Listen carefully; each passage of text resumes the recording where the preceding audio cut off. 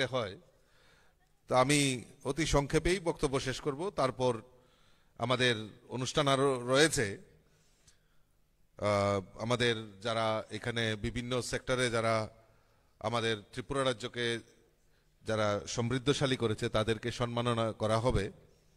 তো কাজে আমি একটু ধৈর্য ধরে বসার জন্য আমি অনুরোধ করছি।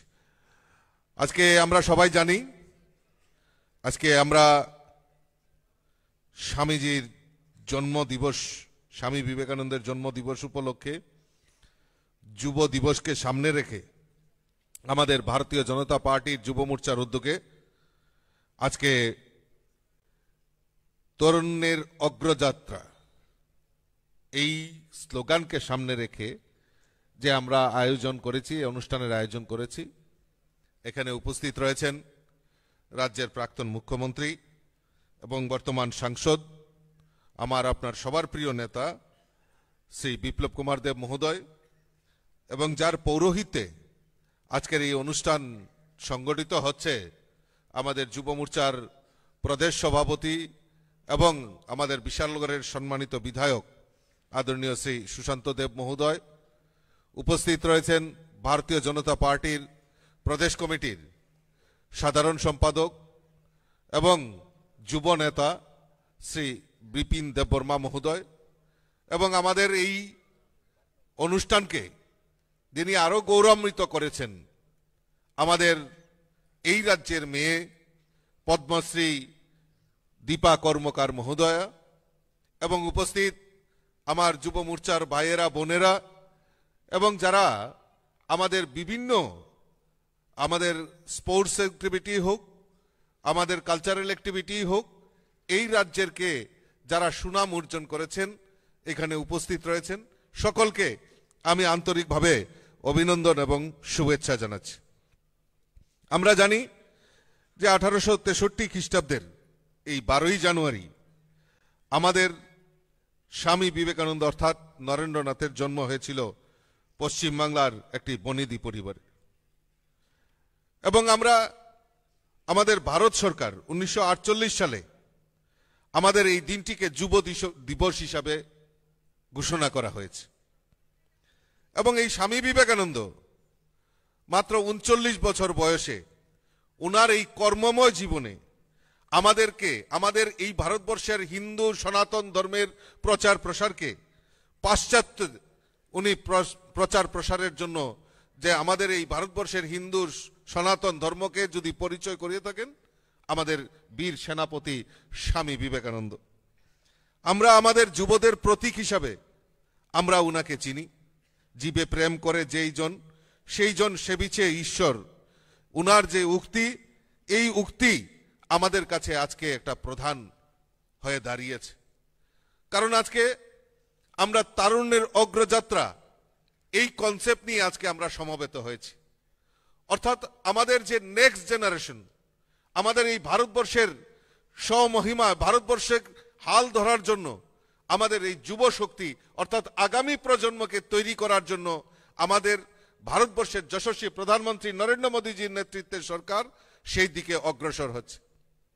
আজকে আমরা সৌভাগ্যবান যে আমাকে মাননীয় যিনি প্রদেশ সভাপতি যুব মোর্চার উনি বলছিলেন যে আমাদের বিভিন্ন সেক্টরে আজকে আমাদের সরকারি প্রধান, উপপ্রধান, জেলা পরিষদ, পঞ্চায়েত সমিতি, এই বিভিন্ন জায়গায় তারা এই সমাজ ব্যবস্থাকে পরিচালিত করার জন্য, এই সমাজের কাজের জন্য যারা আমাদের এই রাজ্যের এগিয়ে এসে তারা দায়িত্ব পালন করছেন তাদেরকে আজকে সম্মান করা হবে। আমি সৌভাগ্যবান যে আজকে ভারতীয় জনতা পার্টির নেতৃত্বে সরকার ত্রিপুরা রাজ্যে, আর এই সরকারের পার্ট আমাদের এই তরুণরা হাতে তুলে নিয়েছেন। এখানে সম্মানিত বিধায়ক সুশান্ত দেব রয়েছেন, শম্ভু চাকমা রয়েছেন, আমাদের সুধাংশু দেব, সুশান্ত চৌধুরীর মতো এরকম বলিষ্ঠ যুবকরা আজকে এই ত্রিপুরা রাজ্যের অগ্রগতির যে নির্ণায়ক ভূমিকা তারা পালন করছেন। শুধু তাই নয়, আমাদের পঞ্চায়েত সমিতি, জেলা পরিষদ, পঞ্চায়েতের প্রধান পর্যন্ত আমাদের এই যুবকরা, যুবক যুবতীরা এগিয়ে এসে এই সমাজের দায়ভার কাঁধে তুলে নিয়েছেন। তাই আমি আজকের দিনে, আজকের এই প্রেক্ষাপটে স্বামী বিবেকানন্দের সেই শুভ জন্মদিনে এই তরুণের অগ্রযাত্রার যে শুরুয়াত হয়েছে, তার জন্য আমি তাদেরকে যুব মোর্চার তরফ থেকে আমি তাদেরকে অনেক অনেক ধন্যবাদ এবং শুভেচ্ছা জানাচ্ছি। আজকে কেন এমন নয়, কেন আমরা তারুণ্যের অগ্রযাত্রার দিকে আমরা এগুচ্ছি? কারণ আমরা জানি আমাদের কাছে দুইটা শব্দ আমাদের কাছে ছিল। আমরা যখন পড়াশোনা করতাম, বিপ্লবদা যখন পড়াশোনা করত, আমাদের কাছে একটাই স্বপ্ন, আমাদের কাছে ইতিহাসটাকে বিকৃত করে রাখা হয়েছে কি? Socialism, capitalism. আমরা এই দুইটা শব্দতে আটকে গেছিলাম। আমরা যখন তরুণ ছিলাম তখন আমাদের কাছে এই ক্যাপিটালিজম আর সোশ্যালিজম। আর এখন আমাদের দেশের প্রধানমন্ত্রী নরেন্দ্র মোদীজির নেতৃত্বে সরকার হয়েছে, আর এই সরকার যুবকদের কাছে রেখেছে ন্যাশনালিজম, অর্থাৎ এই ভারতীয়ত্ব বোধ এবং আমাদের দেশকে, মাতৃশক্তিকে আরাধনা করা, আমাদের মাতৃভূমিকে ভালোবাসা, আর এই মাতৃভূমির জন্য প্রাণ ত্যাগ করা, সেই ন্যাশনালিজম আমাদের এই যুবকদের মধ্যে সেটা প্রতিফলিত হয়েছে। আজকে আমরা সৌভাগ্যবান যে নরেন্দ্র মোদীজির মতো এরকম বলিষ্ঠ নেতৃত্ব আজকে আমাদের যুবকদের আইকন এবং আগামী ভবিষ্যৎ, আগামী প্রজন্মকে ঢেলে সাজানোর জন্য উনিও সেই বিশেষ উদ্যোগ গ্রহণ করেছেন। বন্ধুগণ, আমরা জানি যে আজকে আমাদের পার্টিতেও সেই বিশ্লেষণ শুরু হয়েছে এবং আপনারা দেখবেন, আপনারা জেনে খুশি হবেন যে আমাদের এই ভারতীয় জনতা পার্টির যে সংগঠন স্তরে যে পরিবর্তন শুরু হয়েছে, সেখানে যুবক যুবতীদের অগ্রাধিকার সেখানে দেওয়া হয়েছে। আজকে আমরা মন্ডল সভাপতি ঘোষণা করেছি, কত বয়স কত, সব 45-এর নিচে। আমরা সৌভাগ্যবান যে আগামী প্রজন্ম, আগামী যে ভারতীয় জনতা পার্টি সংগঠন হবে, সেটা তারুণ্যের এই অগ্রযাত্রার যে আমরা শুরুয়াত করেছি, সেটা তার প্রমাণ রেখেছে। বিপ্লবদা এখানে বলছিলেন যে আমাদের কাছে বড় চ্যালেঞ্জ যে আমাদের এই সরকার আসার পর এই রাজ্যের এবং এই ভারতবর্ষের যে চিন্তা ভাবনা, সেই চিন্তা ভাবনার অগ্রগতি হয়েছে। অর্থাৎ যুবক যুবতীদের সুরক্ষা করা এবং যুবক যুবতীদের আগামী যে ন্যাশনালিজম, যে দিনটা আমরা পার করে আসছি, যে সোশ্যালিজম, ক্যাপিটালিজম, সেইগুলির ঊর্ধ্বে উঠে আমাদেরকে ন্যাশনালিজমের দিকে এগিয়ে যেতে হবে এবং সেই ভারতীয়ত্ব বোধ আমাদের যুবক যুবতীদের মধ্যে জাগ্রত করতে হবে। নাহলে দেশের অবস্থা বিব্রত জায়গায় পৌঁছে গেছে। আমরা যদি দেখি যে আমাদের ভারতবর্ষকে, আমরা জানি দ্বিজাতিত্ব ভিত্তিতে আমাদের এই ভারতবর্ষকে ভাগ করা হয়েছে, হিন্দুস্তান, পাকিস্তান আমাদেরকে ভাগ করা হয়েছে। সেই সময় যারা ভারতবর্ষকে পরিচালিত করেছে তারাও চায়নি, তারা ক্ষান্ত হয়নি। হিন্দুস্তান, পাকিস্তান আমরা ভাগ করেছি, ঠিক আছে, কিন্তু দেশকে আবারও ভাগ করার একটা প্রয়াস আমরা যদি দেখি, ভারতবর্ষকে আবারও খণ্ড বিখণ্ড করার একটা প্রয়াস করেছিল।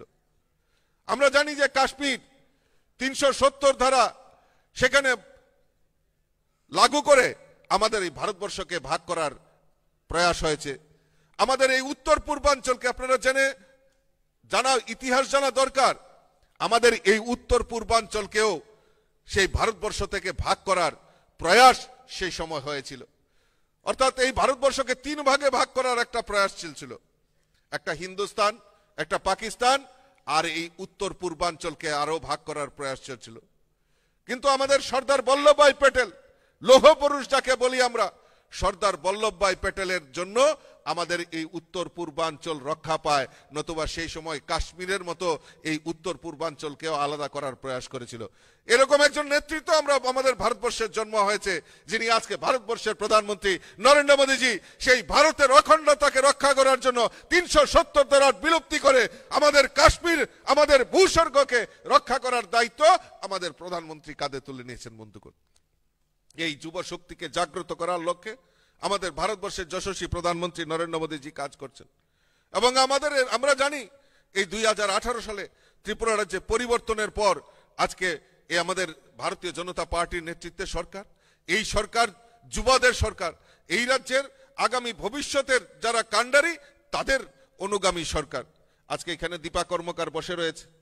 আমি জানি যে দীপা কর্মকারের কেরিয়ার আমার এখনো মনে আছে যে সর্বানন্দ সোনোয়াল তখন উনি আমাদের স্পোর্টস মিনিস্টার ছিলেন, ত্রিপুরা রাজ্যে সফরে ছিলেন।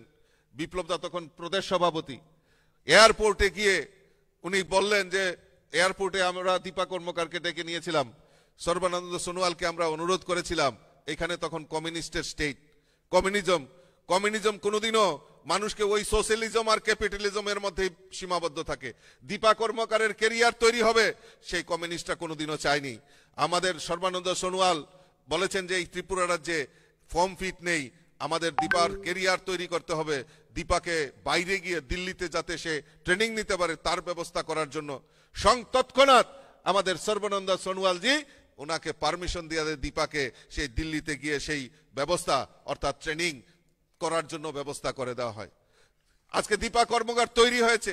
আমরা সৌভাগ্যবান, যেরকম যুবতী একজন আমাদের শুধু ভারতবর্ষ নয়, এই ত্রিপুরা রাজ্যের মান সমস্ত বিশ্বে পৌঁছে দেওয়ার কাজ যদি করে থাকেন, আমাদের দীপা কর্মকার সেই পৌঁছে দিয়েছেন।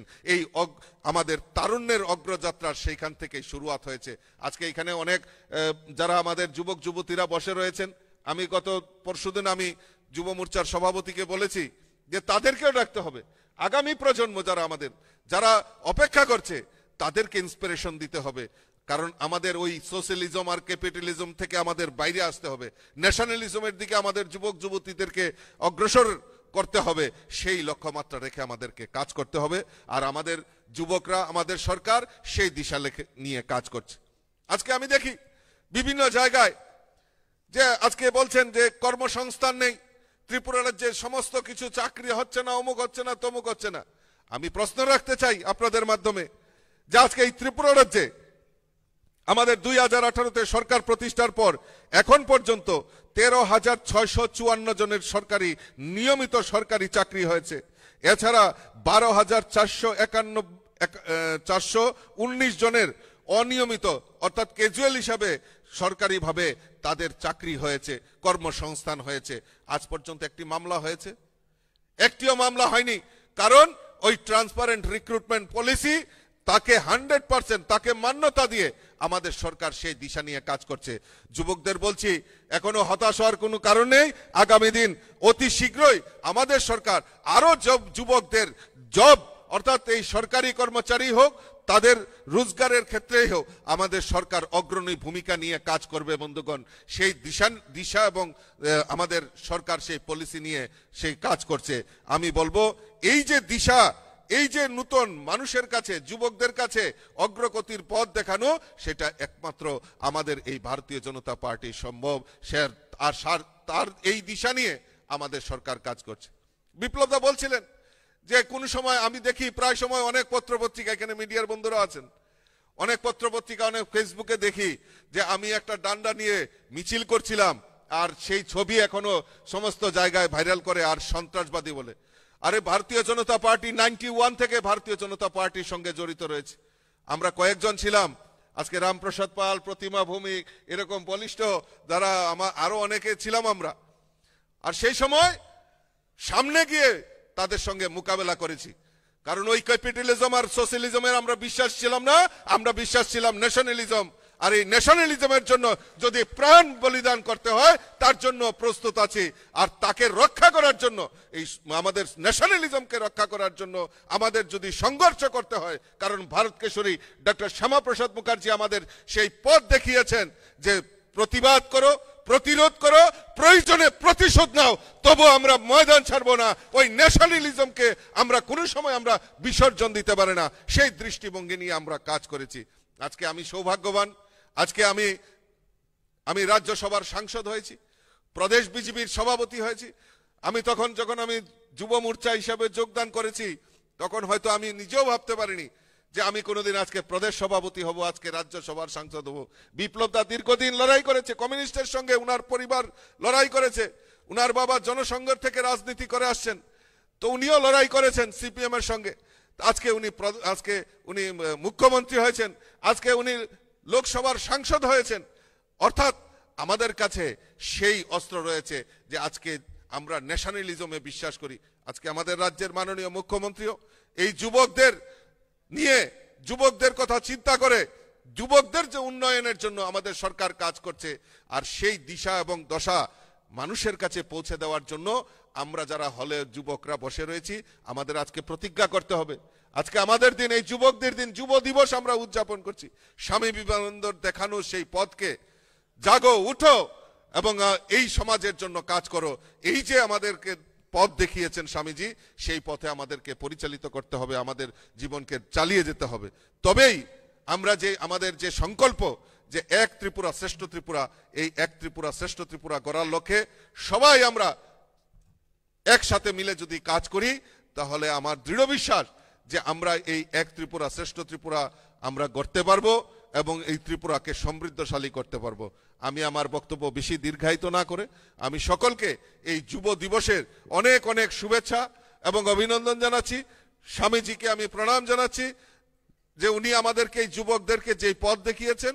আমার দৃঢ় বিশ্বাস সেই ন্যাশনালিজমের দিকে আমাদের যুবকরা এগিয়ে অগ্রসর হয়ে ভারতকে শক্তিশালী ভারত নির্মাণ হবে, সেই সংকল্প নিয়ে আমাদের প্রত্যেকের কাজ করতে হবে। সবাইকে অনেক অনেক শুভেচ্ছা এবং অভিনন্দন জানিয়ে আমার কথা বলা শেষ করছি। বলেন ভারত মাতা কি, ভারত মাতা কি, ভারত মাতা কি। যুব মোর্চা, যুব মোর্চা, যুব মোর্চা, ভারত মাতা কি। সবাইকে অসংখ্য অসংখ্য ধন্যবাদ। ভারতীয় জনতা পার্টির ত্রিপুরা প্রদেশ কমিটির মাননীয় সভাপতি তথা রাজ্যের সাংসদ শ্রদ্ধেয়